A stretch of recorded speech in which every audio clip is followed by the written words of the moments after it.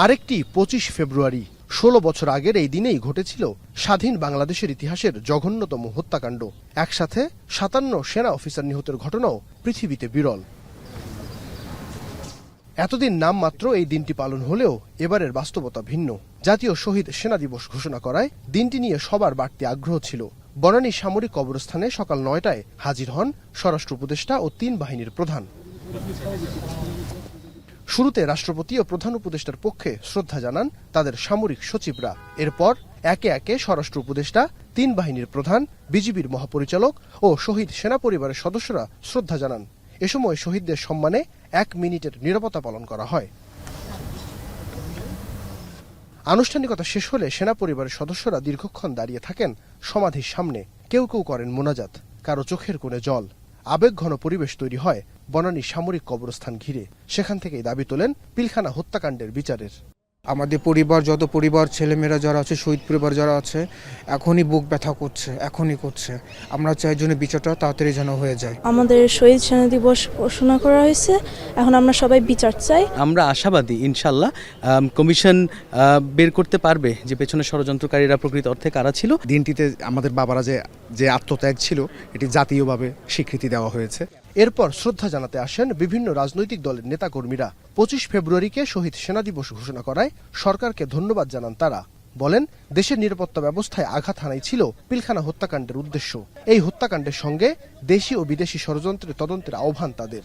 বাংলাদেশের ভবিষ্যতের জন্য স্বাধীনতা সার্বভৌমত্বের প্রশ্নে এই পিলখানা হত্যাকাণ্ডের একটি সুষ্ঠু, নিরপেক্ষ ও বিশ্বাসযোগ্য তদন্ত হওয়া দরকার। এটা আমাদের জাতির জন্য একটা কলঙ্কজনক ঘটনা। আজকে এই দীর্ঘ বছর পরে, আজকে প্রায় ১৬ বছর পরে আমরা আজকে সবাই ঐক্যবদ্ধ হয়েছি। দেশের রাজনীতির একটা বিশাল পরিবর্তন হয়েছে এবং আমরা এই প্রত্যাশা করব যে তাদের এই আত্মত্যাগ যেন কখনো বিফলে না যায়। আমরা যেন সত্যিকার অর্থেই একটা স্বাধীন সার্বভৌম দেশ হিসেবে আমরা যেন মাথা উঁচু করে দাঁড়াতে পারি। আর স্বরাষ্ট্র উপদেষ্টা জানান, স্বাধীন তদন্ত কমিশনের প্রতিবেদনের ভিত্তিতেই নারকীয় এই হত্যাকাণ্ডের বিচার করা হবে। চলমান আইনশৃঙ্খলা পরিস্থিতি নিয়েও কথা বলেন তিনি।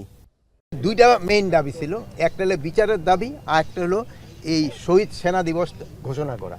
তো আমরা কিন্তু শহীদ সেনা দিবস ঘোষণা করেছি এবং আজকে এই শহীদ সেনা দিবস হিসাবেই কিন্তু পালন করা হচ্ছে। আর আরেকটা দাবি ছিল যে বিচার, ওই জন্য কিন্তু আমরা কমিশন করে দিয়েছি। তাদের ৩ মাস সময় দেওয়া হয়েছে। তাদের রিপোর্টের বেসিসে আমরা যারা যারা দোষী সাব্যস্ত হবে তাদের বিচারে আওতায় নেওয়া হবে। পিলখানা হত্যাকাণ্ডের আজ ১৬ বছর। এর আগের ১৫ বছরের থেকে আজকের এই দিনটি বিশেষ।